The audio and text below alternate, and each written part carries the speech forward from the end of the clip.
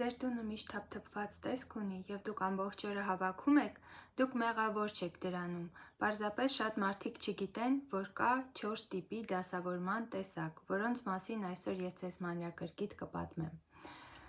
Մարդիկ տարբերվում են, թե ինչպես են իրենք կարողանում պահել իրերը, սիրում են պահել իրերը։ Ես բաժանում եմ մարդկանց 4 տեսակի, ուրեմն երկու հիմնական տեսակները մի մարդ սիրում է փակ դասավորված լինի, ամեն բան չերևա, վիզուալ աղմուկ չլինի, երկրորդ տեսակը սիրում են բաց, և յուրաքանչյուր տեսակի մեջ կա միկրո և մակրո կազմակերպչական նախընտրություններ։ Հիմա կվերնագրեմ իրենց և ընթացքում այս ալիքում դուք հաճախ կհանդիպեք այս տեսակավորմանը, որովհետև կախված նրանից, թե որ տիպին եք դուք պատկանում,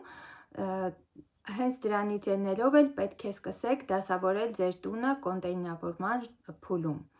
Այսինքն առաջին փուլը դա ավելորդազերծումն է, երկրորդը դա կոնտեյնավորումն է, և հենց այդ ժամանակ դուք պետք է հասկանաք դուք որ տիպին եք պատկանում և ըստ դրա ձեռք բերեք կոնտեյներները և այլն և այլն։ Ուրեմն առաջին տիպը դա այն մարդիկ են, կենգուրուներն են, օրինակ ես կենգուրու եմ, ես սիրում եմ ամեն բան, որ լինի փակ և դարակների մեջ սիրում եմ օգտագործել մեծ օրգանայզերներ, մեծ կոնտեյներներ և տեղավորել իրենց մեջ, կամ հենց այդպես դարակի վրա շարել, բայց հիմնականում գործածում եմ միջին և մեծ չափի կոնտեյներներ և այդտեղ կոկիկ տեղավորում եմ որոշակի քանակությամբ իրեր, այդպես ինձ շատ հարմար է և ես կարիքը չունեմ արդեն իսկ դարակի մեջ կամ կոնտեյների մեջ մանրակրկիտ դասավորելու։ Արդեն երկրորդ տիպը մրջյունները, իրենք արդեն կարիք ունեն այդ ամենը մանրակրկիտ տեղավորել և լինի փակ, լինի անտեսանելի մարդու աչքի համար և արդեն կոնտեյների ներսում ունենա ավելի մանր կոնտեյներներ և ամեն բան լինի շատ ճշգրիտ, շարված, ձևված և այդպես շարած։ Ուրեմն դա վերաբերում էր փակ առանց տեսողական աղմուկի նախասիրությանը, նախասիրություն ունեցող մարդկանց։ Երկրորդ մեծ տիպն է դա բաց ցուցադրական կազմակերպչական տիպն է մարդկանց, որոնց ես կոչում եմ սիրամարգ։ Սիրամարգը ուրեմն սիրում է էլի մեծ կատեգորիաներով, բայց ամեն բան ցուցադրել և տեսանելի պահել դաշտում, հակառակ դեպքում նա ուղղակի մոռանում է, որ այդ իրերը նա ունի և դժվարանում է կիրառել դրանք։ Հաճախ խոհանոցներում կտեսնեք սիրամարգերին, ովքեր որ սիրում են ամեն բան տեսանելի լինի և այլն, մակերեսների վրա շատ են գործածում տարբեր զանազան աքսեսուարներ։ Եվ չորրորդ տիպը դա էլի մարդիկ են, ովքեր սիրում են բաց տեսակի ցուցադրություն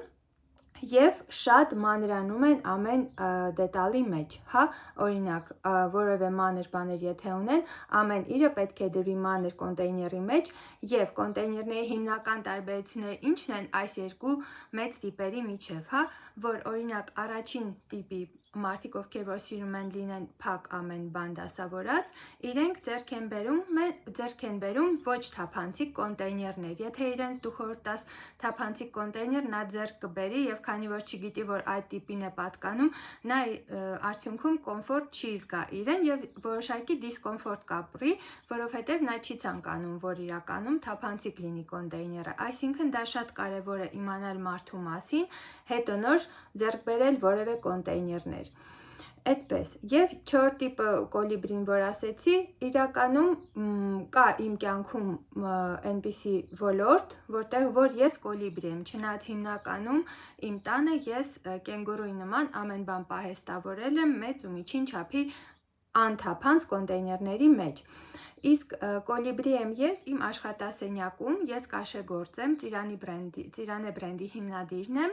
և այդ կաշեգործական իմ աշխատասենյակում ես սիրում եմ, որ ամեն բան լինի դասավորված վիզուալ և կոլիբրիի պես ամեն դետալը մանր իր թափանցիկ կոնտեյների մեջ լինի, որ հեշտ լինի աշխատել, այսինքն կոմբինացված տիպեր էլ են լինում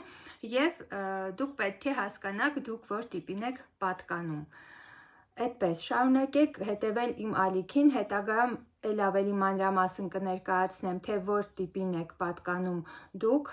ինչպես դա որոշել և ինչպես անցնել